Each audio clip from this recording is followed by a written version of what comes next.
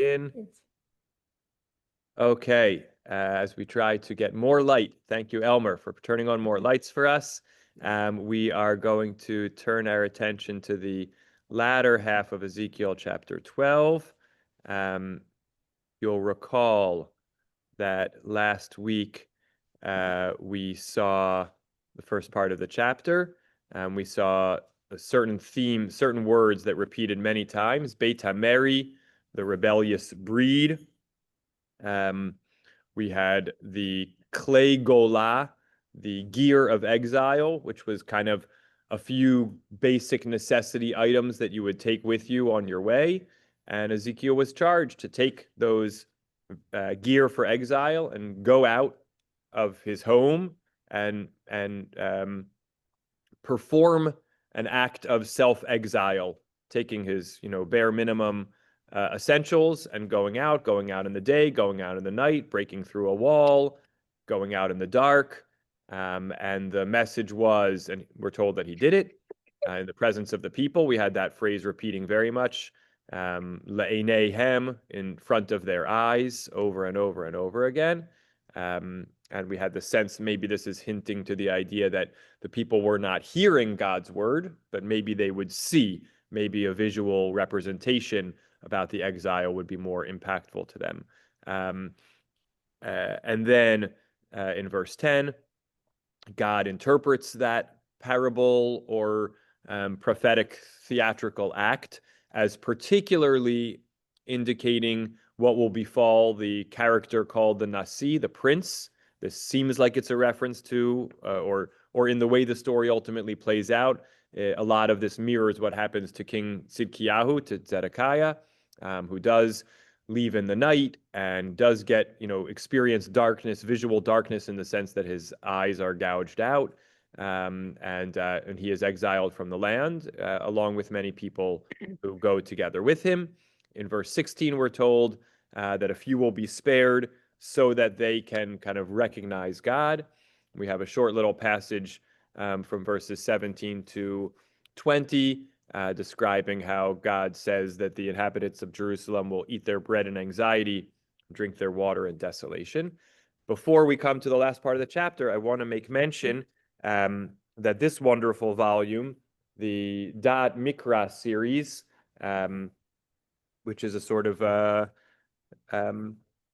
how to describe it. It's a wonderful set of biblical commentaries on the entire Tanach, which anthologizes some of the classical commentaries, incorporates a little bit, I wouldn't say academic biblical criticism, but certainly a little bit of kind of archaeological, linguistic scholarship, and draws from literary analysis and things like that.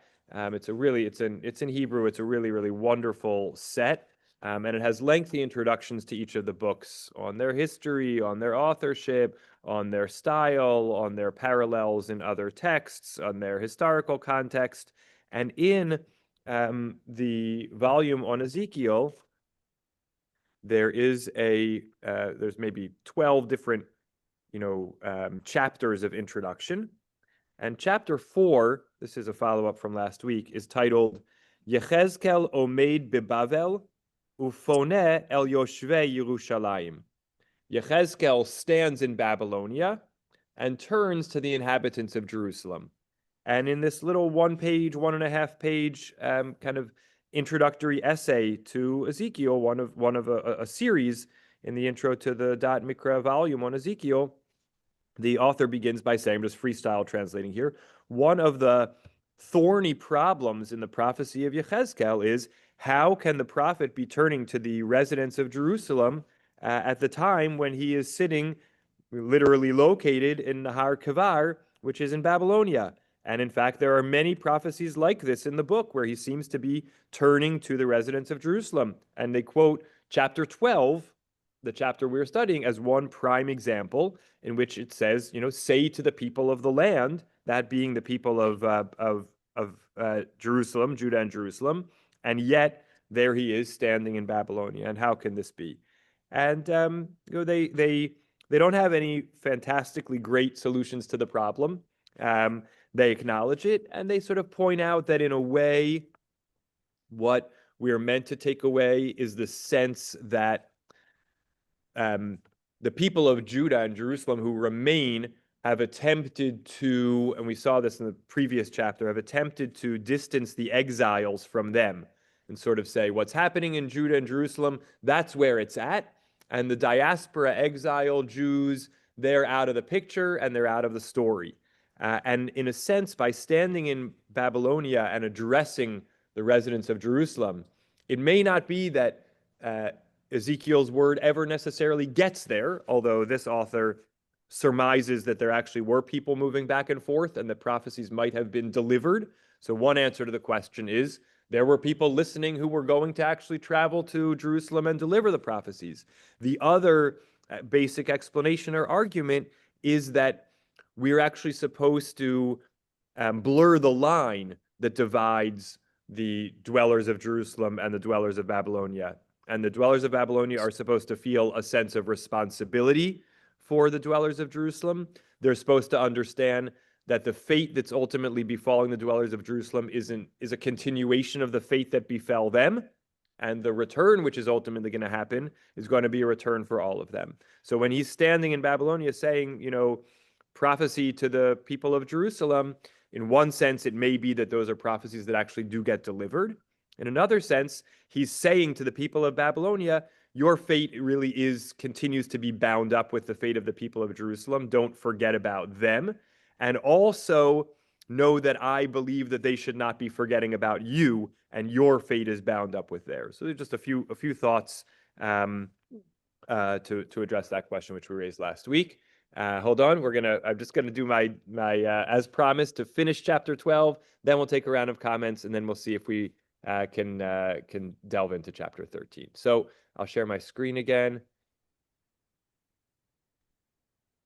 Don't forget the things you want to say. For those who had hands raised, please don't forget. And here we are in chapter 12, starting in verse 21. We read this last week, so I'm just going to kind of offer some interspersed comments. This is really a separate dimension of the chapter, and it's going to link to chapter 13 in the sense that it's primarily oriented around the question of false prophecy and true prophecy. So Ezekiel says, the word of the Lord came to me, verse 22, O mortal, Ben Adam, or his usual mode of address. The heat's on in the building, so we've got some clanging and banging in the background. Hope it won't disturb in person or on Zoom. What is this proverb that you have in the land of Israel? Maha mashal hazeh lachem al admat Yisrael. Literally, it's like upon the ground, meaning it's a folk proverb. It's an earthy, grassroots proverb. It's a thing people say. And what do they say? Ya'alchu hayamim ve'avad kol chazon. The days grow many, the days stretch out, and every vision perishes. Every vision comes to naught. Meaning, people walk around saying, the prophets prophesy that things are going to happen, and they don't happen. And that's just it's just become accepted wisdom and commonplace for people to say to each other, what is this institution of prophecy anyway? Time passes, and these prophecies don't come to pass. So, in response, God says, say to them, whether it's strike up a conversation when you hear someone saying this, or go make this pronouncement, that so says the Lord God, Hishbati et hamashal hazeh. I'm going to put an end to this proverb. V'lo yimshelu oto od b'Yisrael. It won't be used anymore in Israel. Why? Ki im daber alehem. Here's what you should say instead. Replace this with a new one. Karavu hayamim udvar kol chazon. The days draw near, and the word or the coming to pass of every vision. Right. So the previous verse 22 was the prior common parable. The days grow long, and every vision doesn't come to pass. God says we're eliminating that proverb and we're replacing it with a new one. The days are drawing near, and the vision is realized. So this is kind of God saying, this is really going to happen now. And you may have had a prior attitude towards prophecy that it was never coming true. Prophecy is about to come true. There, by the way, I think there's an interesting, the term for the parable here is mashal. which also has the another meaning, or the same root, mem shin lamed, means rulership, right? Memshala is government. A moshel is a ruler. So God is sort of essentially saying, I'm going to eliminate not just the parable, but sort of the reign, R-E-I-G-N. I'm going to eliminate the authority of this statement, which implies a threat to God's authority. If people are saying the words of the prophets don't come true, they're implicating God in that. And God is saying, this rulership, the reign of this sense that prophecy doesn't come true is going to end, and it's going to be replaced with the notion that prophecy really is fulfilled. Because, verse 24, there will no longer be any false vision or soothing divination, chazon shav umiksam chalak. Again, chazon is the word we've been using throughout these last few verses for vision. Shav means false, like a false oath or something like that. And kesem is the word for kind of magic or divination. Chalak, that's sort of smooth, slippery, charlatanesque, I guess I would say, in the house of Israel. So all these false prophets, soothing divinations are not going to be. Especially, what's a false prophecy or a soothing divination? One that says the prophecies of destruction are not coming true.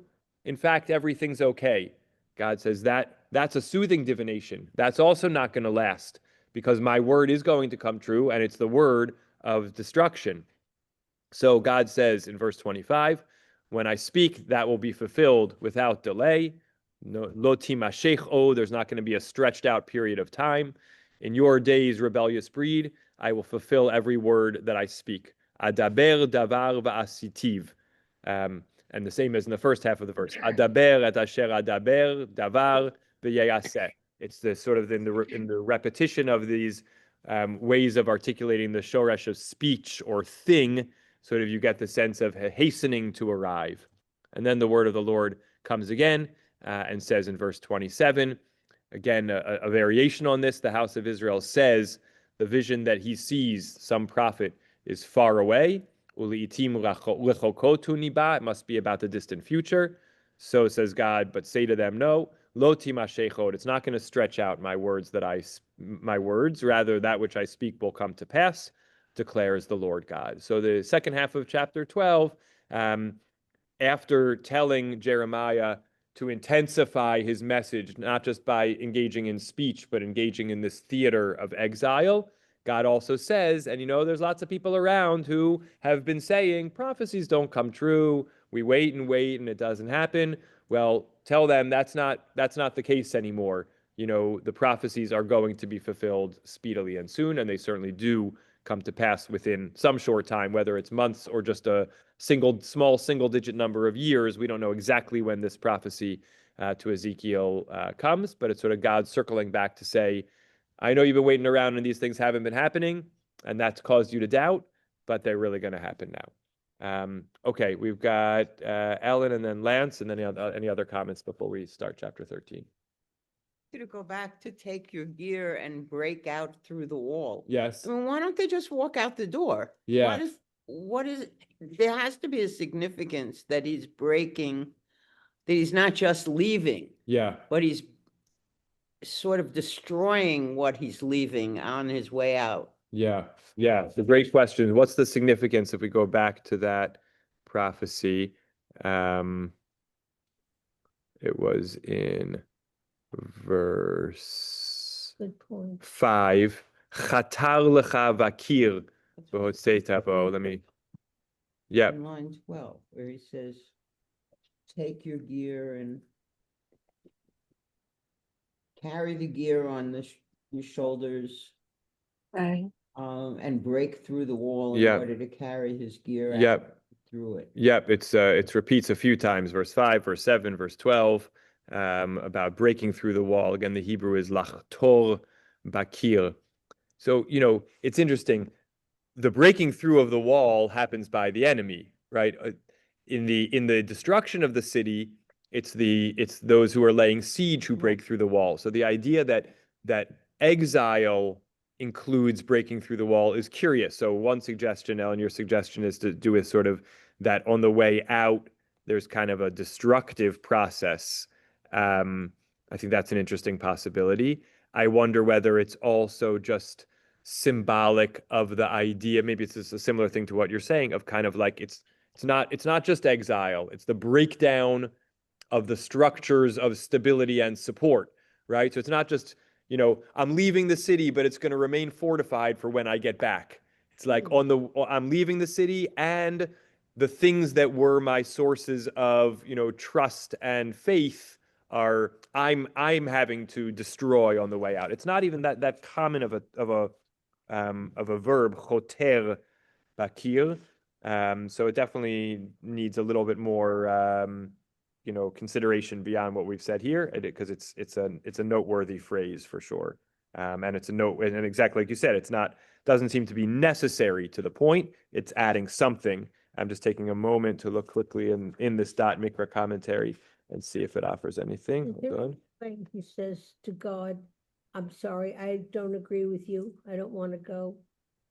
Could Jeremiah say no? I mean, going back to the prophet to Jonah, the prophet who was actually listened to initially, he flees.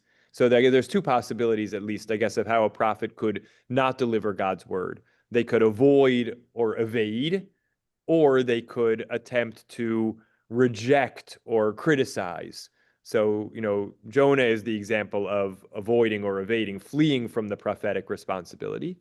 We do have in Jeremiah, we've certainly seen, an expression of pain over the fact that he has to do this, and maybe a little bit of questioning, God, is this really what you want to do? And in Ezekiel, we saw him fall on his face at the announcement that the city was going to be destroyed. So there's certainly a reaction, but the degree to which there's people standing up and saying, no way, I'm not delivering that message. This is, this isn't the right message. You shouldn't be even you shouldn't be giving me this message, God. I think that I think is very unusual, and I can't think of an example where we have that. And one wonders in God's choosing prophets whether God chose people who would feel pained but weren't going to ultimately reject the prophetic responsibility. I'm just looking for a moment on Chatar Lecha Bakir. The Da'at Mikra says the exit from the city will be through a hole dug in a wall and not from a gate or an opening. And this was a sign for Tzidkiyahu, Rashi comments, that he will actually have to go out in a non-typical way. We saw that he went out between the walls, so it's not totally clear exactly what that meant. So maybe it's indicative of Tzidkiyahu's ultimate departure and how that will be. But here's a second explanation from the author of the Da'at Mikra himself, who says, according to the plain sense of the text, it's to symbolize the destruction that happens in the wake of war, that, doors and gates are going to be destroyed. And in order to get out through the rubble, you have to dig a hole in the wall. So that's, it's not that sort of like you could go out through this gate or that gate, but instead you have to drill through the wall. It's that we're envisioning a war-torn city in which the structures have already been demolished, and the only way out is to dig a hole through the wall. So that's right. Make your own. Yeah. All right, Lance and then Graham. Okay. The prophet Jonah's Nineveh people, they fake repentance, but historically they go right back to their evil ways. However, the prophet Nahum predicts the destruction of Nineveh. And between October 2016 and July 2017, the city of Mosul was the site of a battle that ended up in the evil ISIL's destruction. And ironically, too, that battle was an urban battle that anticipates Gaza.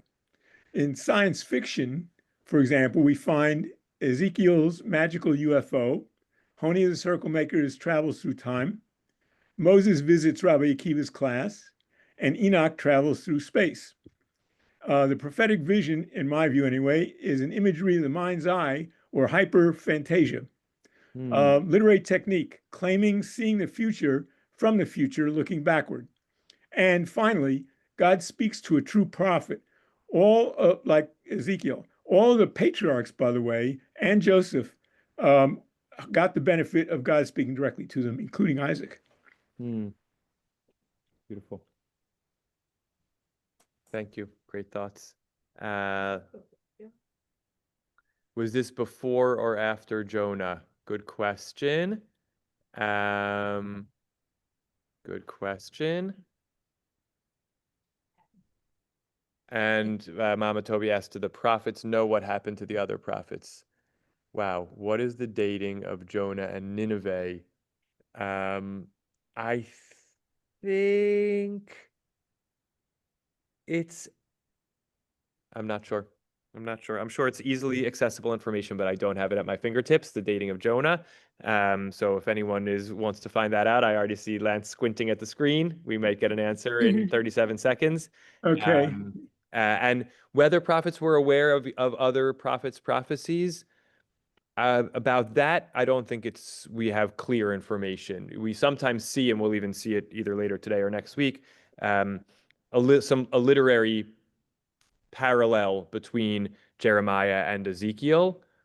Was Ezekiel familiar with Jeremiah's prophecies? It seems likely, but I don't think we have any explicit, to the best of my knowledge, any explicit indication. Okay, Rav Stephen, I got it. Yeah, great. Jonah is generally dated to the 8th century BC, specifically during the reign of King Jeroboam II of Israel, while Nahum is dated to the period between 663 and 612 BC, shortly before the destruction of Nineveh. The two events are separated by approximately 150 years, with Nahum's prophecy being a sequel to Jonah's addressing the return of Assyria's sinful and cruel behavior that had prompted Jonah's early mission. Right. So Jonah, and then Nahum, and then Yechezkel, basically. Great. Thank you. I don't know if that's, I don't know what the evidence is for that dating, but that certainly seems like a fine starting point. Good point. All right, Graham, you're up. Okay. Yeah, it just occurred to me it's a, minor point, but if this whole book is poetic, as a poetic image, maybe going from darkness to light through a hole in the wall makes me think that this may symbolize a spiritual breakthrough. If the gate was available, like Ellen was saying, so that the person could make an orderly exit, it couldn't be really called a breakthrough. This is like you pound a hole in the wall, you break the wall, and that's your breakthrough. And you go from darkness to light. Yeah. Beautiful. What's arriving too quickly from darkness to light? That's why he has to go into exile to get into the light. Isn't that so? Okay. Fair. Del says it has to be a more gradual process. Also fair. Well, I don't see the image to back that up. Right. Okay. Yes, Ellen. Doesn't make sense. If Jonah, who you say was the one who was listened to, came before Ezekiel, then why is this proverb that God quotes of people saying nothing ever happens?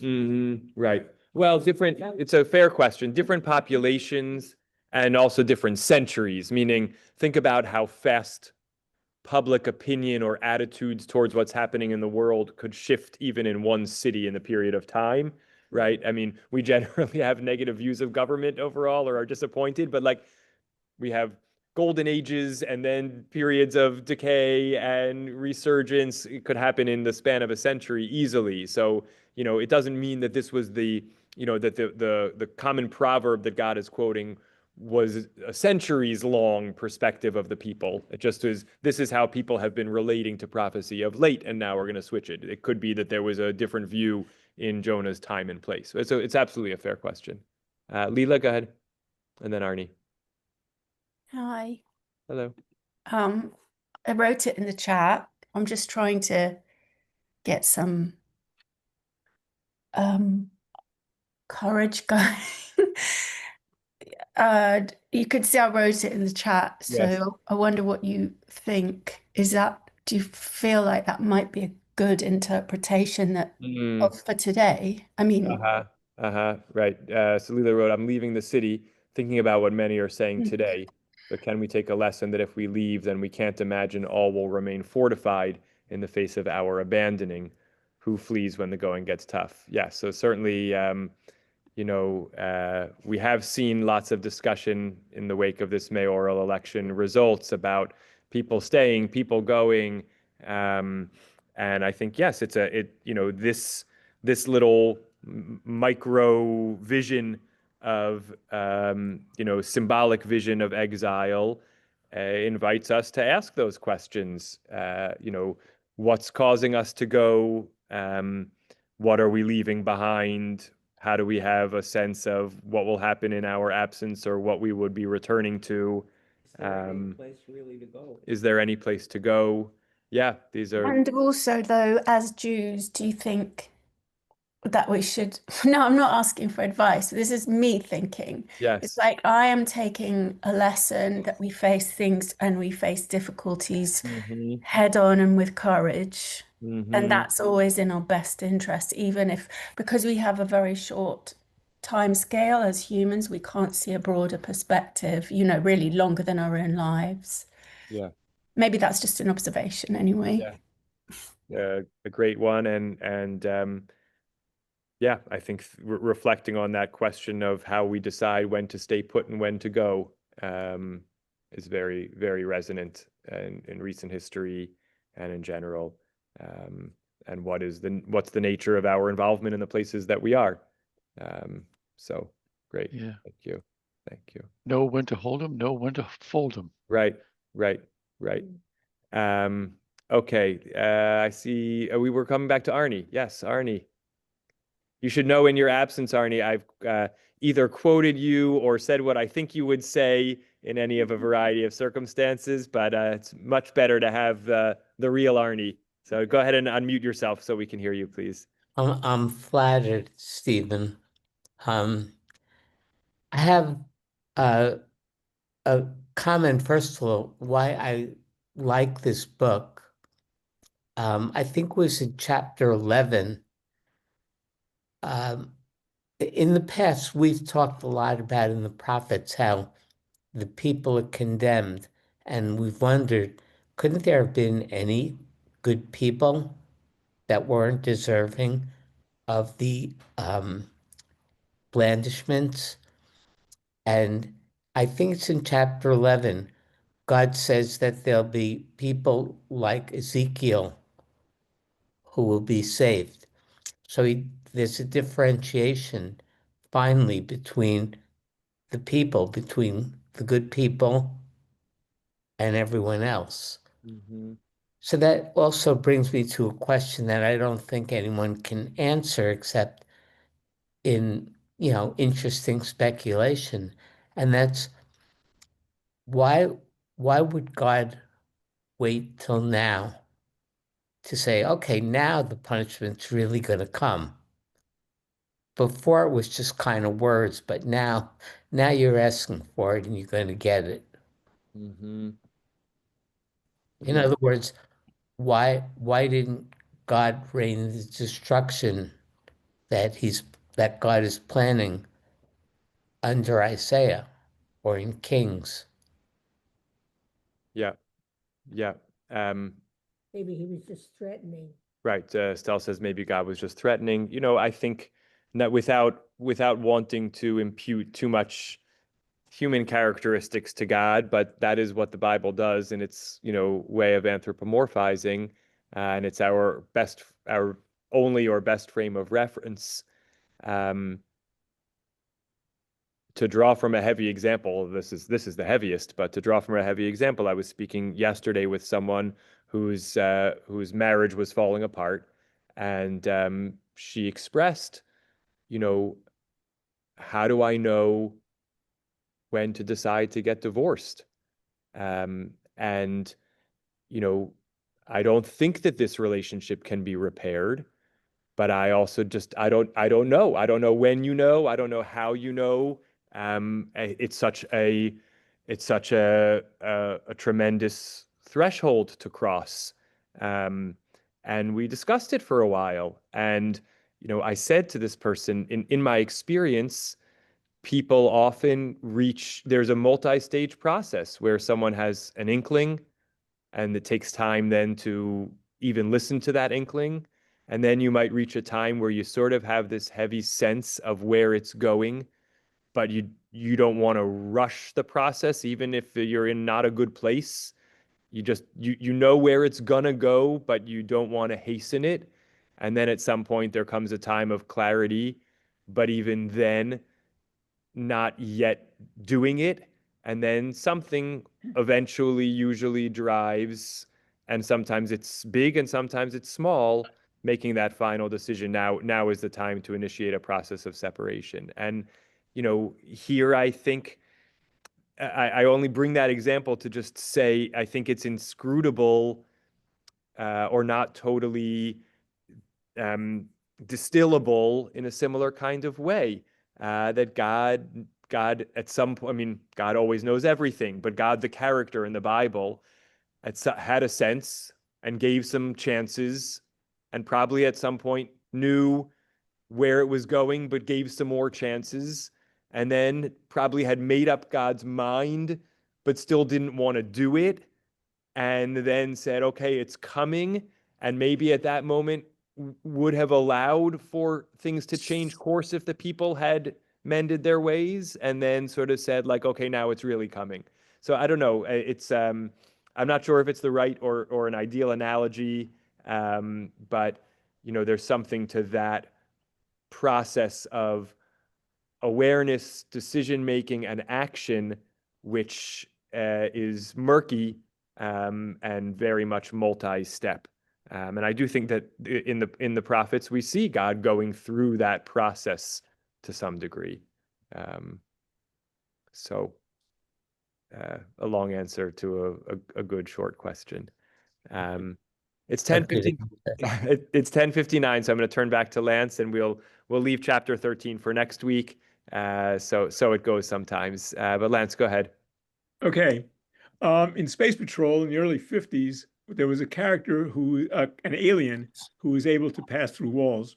In 1972, Robert Redford, the candidate, asked at the very end of the movie, "What do we do now?" My suggestion would be a new JDL. Jewish Defense League. And by the way, you probably don't know this, but before October 6th, several months, Ben Gvir wanted a new JDL in the kibbutzim, and he was not permitted to do so. Next, Jewish anthropomorphic theophany is subverted by Jewish animism, where God, instead of being a character, is embedded in nature. And finally, relating to the divorce, according to Sartre anyway, each situation is concrete and unique, and advice is usually abstract.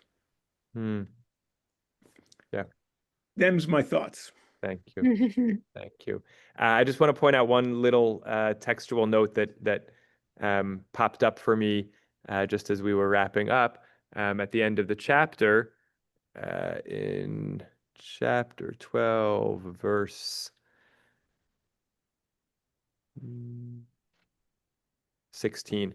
So this is really from the end of what we studied last week, with the description, the symbolic acting out, and then the prophecy of the exile, and and it ends with scattering the people amongst the nations and dispersing them through the countries in verse 15. They shall know that I am the Lord.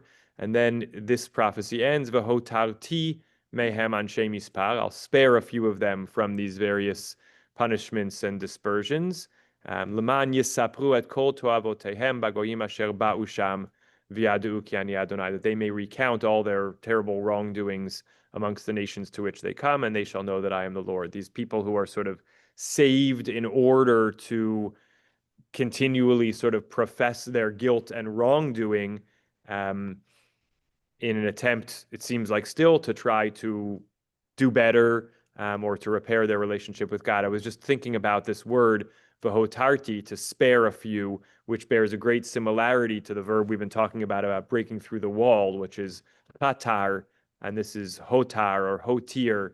And I don't know if there's a subtle sort of play, on the one hand, the breaking through the wall of going into exile, and on the other hand, this sort of like leaving over, sparing, kind of breaking through the destroyed group, with the leaving over of a little group that survives. Their fate is not a good one.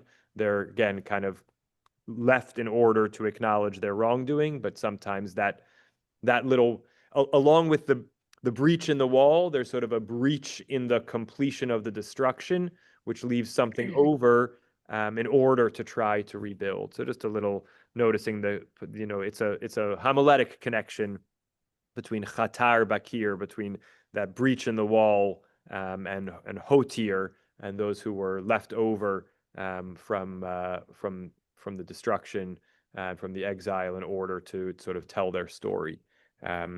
So we have these couple of proverbs that God rewrites, and we are expecting to see the hastening of this destruction and exile, but we still have many more chapters detailing what is to come. And hopefully next week we're going to get to see a chapter which is rare in its discussion of female false prophets alongside the male false prophets. The women are not exempted from this phenomenon. So we'll see that next week. I'm taking just a moment to double check my calendar that we're on as usual next Thursday, November 13th. Looks good. Again, my apologies for the delay, late start. Great to see everybody. Great to have a nice group in person and all on Zoom. And welcome back, Arnie. Love to mom and dad, and Shabbat Shalom to all. Thank you. Bye-bye.